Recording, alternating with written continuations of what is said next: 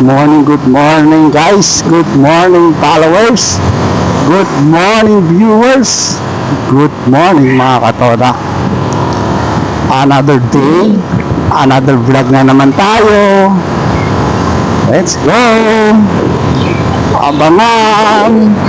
Ngayong araw pala, pupunta tayo kay nanay. Yung naalala yung street sweeper, napakasipag. Nagwawali sa daan. Amen, bandang Bulacan yun. So let's go. Abangan. At mamimigay tayo sa kanya ng grocery.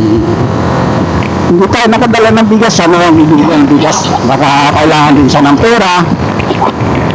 Diba? Pero mas mahalaga rin yung bigas. Mas mahalaga yung bigas sa pang araw-araw.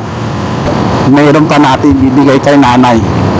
Alam ko matutuwa yun. Kahit sa konting halaga, isi-share natin yung blessing. Let's go! Shout out sa mga viewers, shout out sa mga solid followers, shout out sa mga solid supporters, at shout out sa mga katoda dyan. Sa lahat ng mga katoda, pa-shout out sa inyo. Sana makita natin mga katoda. Sa haba ng daan ito, dito yun nagwawali si nanay. Tanungin natin dito mga katoda. Boss, pero yung tanong, bakit kilala niya to? Yung nagwawalis dito sa daan, matanda siya. Bago dumating yung traffic light. Tanong mo din sa importer na natin. Thank you Bago dumating na traffic light, tanong mo na rin sa importer. Tanong mo yung mag-go-alis ka mo rin. Sige. Thank you, boss. Yung dalawang matanda dito, dito lang yun. Dito lang yun. Sige. Bago dumating na ako. Sige, thank you. Dito pa lang mga katoda, parang malabo na makikita ko si nanay. Pero di ako tumigil hanggat hindi ko makikita si nanay. So nagtanong din ako sa unahan sa enforcer. Let's go. Abangan guys. Tatanungin natin.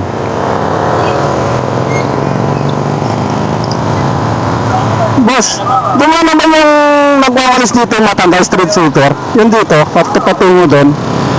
Nakita mo na ba? Ha? Iba na? Nagpalit na yung matanda pa. Matanda siya. Di ba tanda doon ako nakaplat sa ngayon? Di ba bahay na matanda eh, puti mo? Hindi masyado maputi eh. Medyo ano lang siya. Ganyan lang siya katangkat oh.